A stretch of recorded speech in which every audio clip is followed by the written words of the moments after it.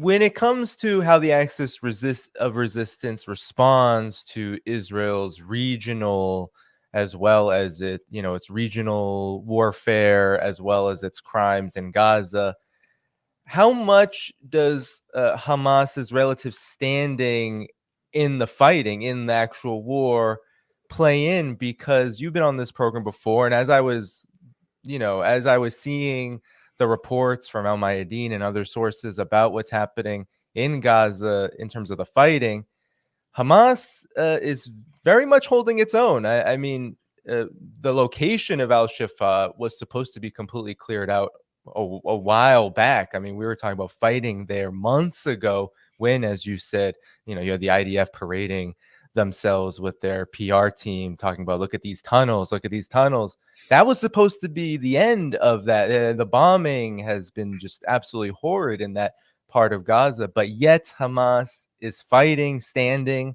and in many ways is just not going away. There's no indication that they are going to submit or be defeated. So, Scott, your brief reaction to how much does Hamas, as well as the other Palestinian resistance groups and their fighting, play into how the axis of resistance responds to Israel's overall incursion and warfare? Well, I think you made an important point. First of all, Hamas is just one of many resistance organizations operating in Gaza. Hamas, of course, was the government, and the Al Qassam brigades are a major fighting force. But Islamic Jihad, Palestinian Islamic Jihad, is a very big player, and there's a whole bunch of other factions that have hundreds, thousands of fighters. So a lot of the casualties that Israel is taking credit for and calling them Hamas are probably not Hamas casualties. They probably are either innocent civilian men or men affiliated with other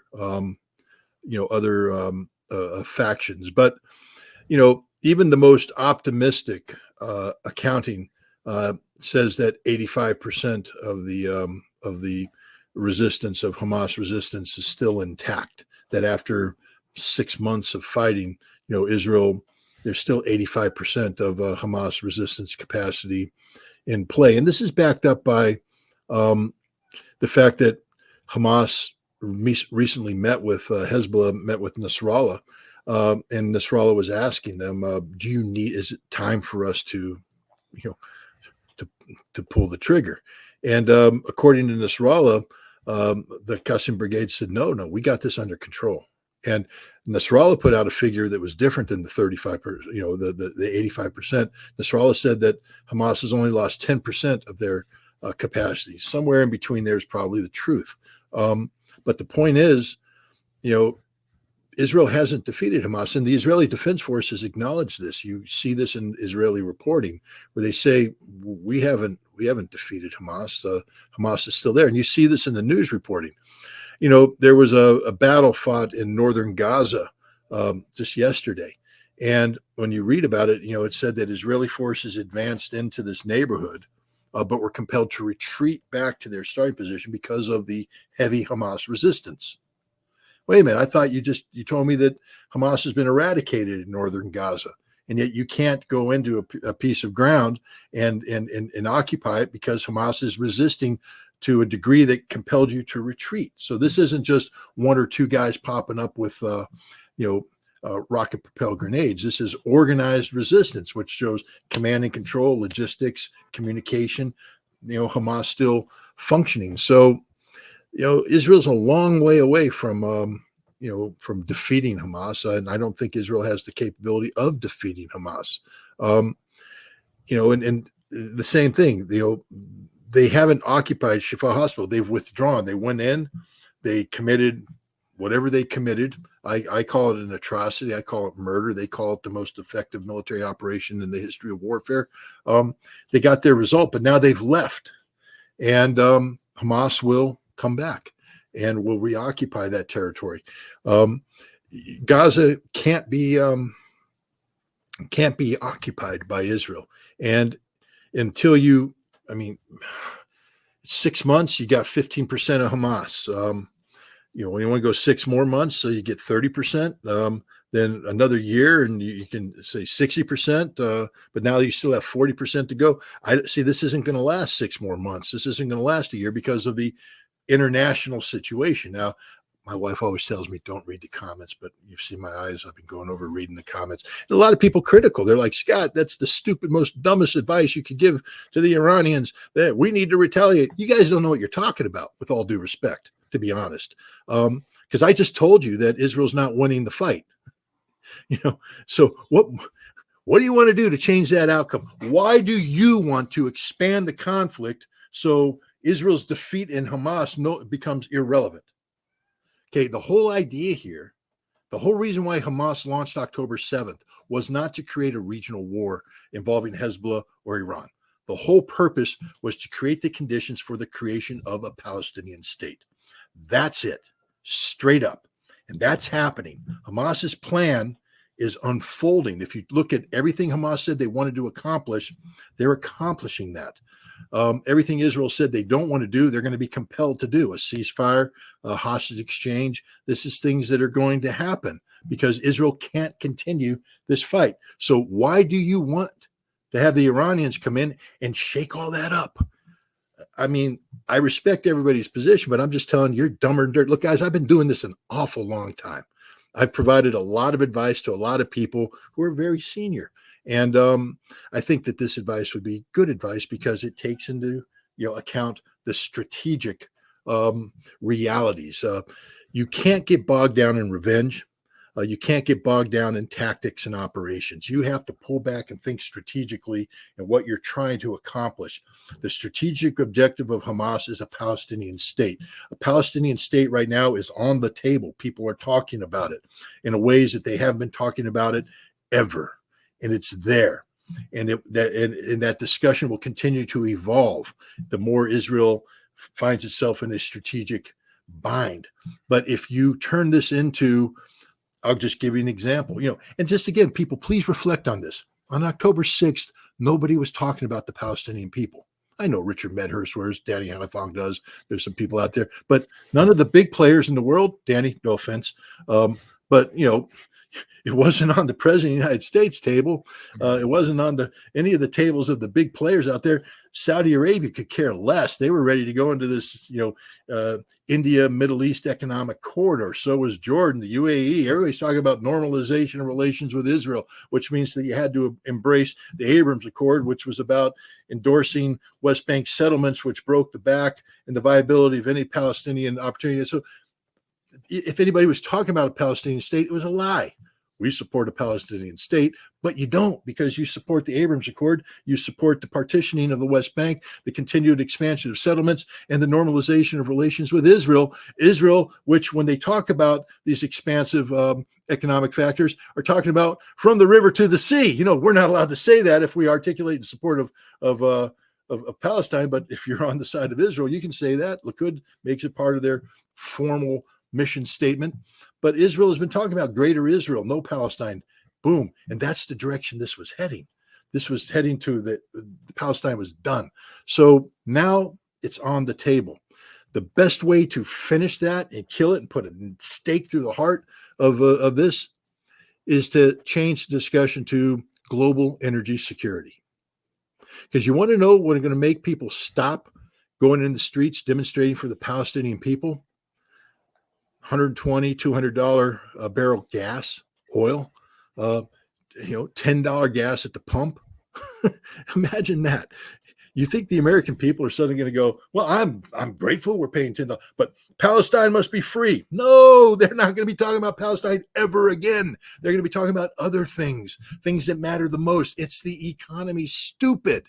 So it would be stupid to get the American people focused on the economy at a time when you claim your strategic objective is the creation of a Palestinian state. That strategy is unfolding, and it is viable now in a way it's never been viable. But the way you kill it is to make this a broader war where we're talking about Iranian oil production, Saudi oil production, UAE oil production. We're talking about disruption of oil, the the oil flow globally. We're talking about a global recession, a global depression. No one's going to give a damn about Palestine. They will never talk about Palestine again. So with all due respect to the people out there saying, Scott, that's just horrible advice, pound sand, because it's not. It's the kind of advice you give to people when you're focused on strategic objectives and keeping your eye on the ball, which in this case should be the creation of a Palestinian state. Yeah, and the also your point too of if there is a retaliation that leads up this escalation ladder from earlier, then indeed you now have a regional war, one where Israel has more than has shown that it's more than willing to go further than what humane people in the region, these countries in the axis of resistance, these forces, these organizations, they do have humanity's interests at heart as well. It's not simply a matter of destroying and defeating Israel at all costs. That cost would be very, very, very, very, very heavy should this end up becoming a massive regional war, of course, that would pull in the entire world, which then has the consequences you mentioned, plus many others, not to mention the fact that you have a world situation where there's a lot of support for Palestine.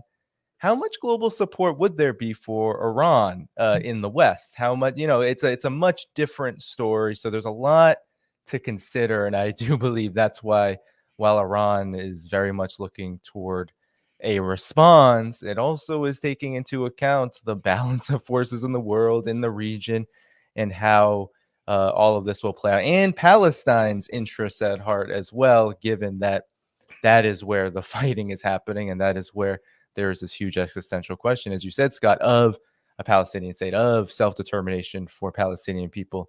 A lot of that could be derailed from a bigger and wider conflict at this moment. It doesn't mean it'll never happen. I am with you, Scott. I believe it's going to happen eventually. It seems pretty inevitable, but is this that moment? Scott, do you have time to just go over it's been a while since we talked about Russia, Ukraine.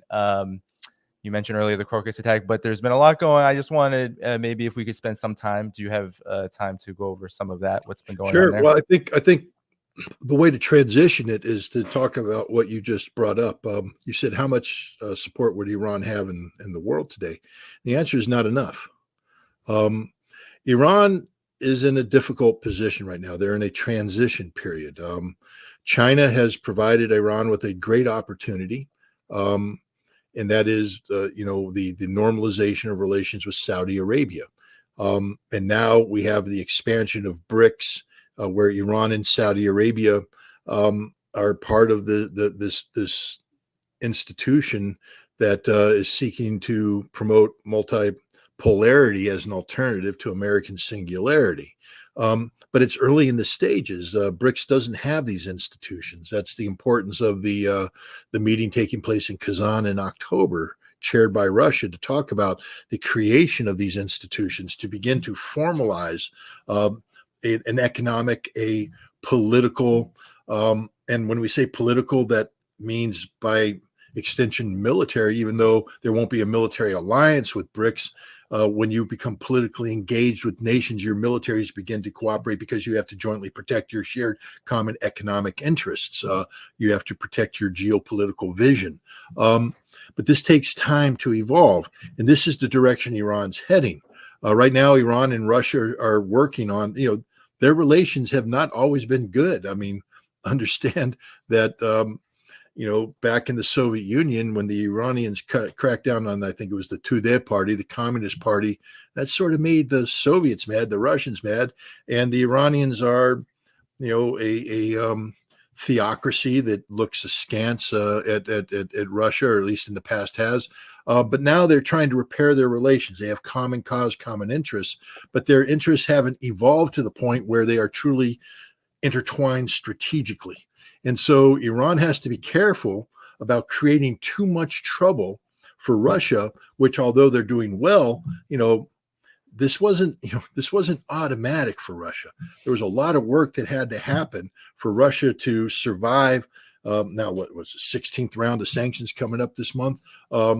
Vladimir Putin himself has acknowledged that in the late summer, early fall of 2022, he didn't know which direction the Russian economy was going. That's why he was hesitating on, do I mobilize? What do I do? How do I respond to, NATO and the United States with this new Lend-Lease, billions of dollars flowing into Ukraine? How do I respond? I can't overreact in terms of mobilization because the economy may not be able to sustain the workforce being reduced in such a dramatic fashion at a time when I'm trying to increase defense production.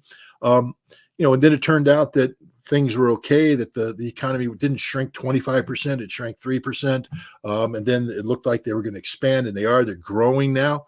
So Russia's in a comfortable place, but it doesn't mean that they're out of the woods yet. They're still, they're still out there chopping trees. Nothing's taken for granted. And so now you have the Russians playing this game where they're trying to build economic ties with China, with India, with the global South, with Iran, with everybody. But they have these relationships haven't had a chance to mature. We're talking just, some cases, this new reality that's only 2 years old. It hasn't matured yet. It hasn't built the roots necessary to hold firm. And so if Iran gets involved in this crazy escalation that leads to a general war that, has Russia say, God, if we go all in with Iran, our economy could collapse. We haven't solved this Ukraine problem yet. No, we're not doing it. We're not doing it. We're not going to, we'll jettison Iran as opposed to bringing down the entire ship. I'm not saying that's I'm not saying that's what Russia would do. I'm just saying that has to be a discussion that would be had in Russia and everywhere else. And so, the Russians right now this is again one of the great advantages of Russia, their emphasis on diplomacy. And so I think you're going to see the Russians arguing for diplomacy, which is another reason why I don't think the Iranians are going to do something precipitous in terms of retaliation, because I think the Russians are telling them too, guys, we're not there. We've got everything, all our ducks lined up so we can finish this Ukrainian thing, and it's looking pretty good for us this summer, etc. You go off and get involved in a global conflict that causes a diversion of resources, a disruption of the economy that we need to sustain to be able to get victory, and they can become problematic for us. So let's not go that route. Let's calm down, take the hit. We'll work our way, we'll get to where you can retaliate. We'll find an appropriate form of retaliation that doesn't lead to escalation. But, Russia's on the right track right now, and they don't need anything to throw them off that track. And so now I've hopefully successfully transitioned into Russia. Thank you for tuning in to my latest video. I appreciate all of your support. This channel, however, needs your help. I am seeking to make this channel more sustainable in the long term and upgrade necessary equipment to ensure that this work continues onward and makes progress to give you all of the geopolitical analysis that you all deserve. For that reason, I'm asking you to become a member of my Patreon community at patreon.com/DannyHaiFong. You can find that link in the video description or in the pinned comment below. For whatever amount you choose to give, just know you are supporting independent media that you can't find anywhere else. Thank you so much, and I look forward to the next video.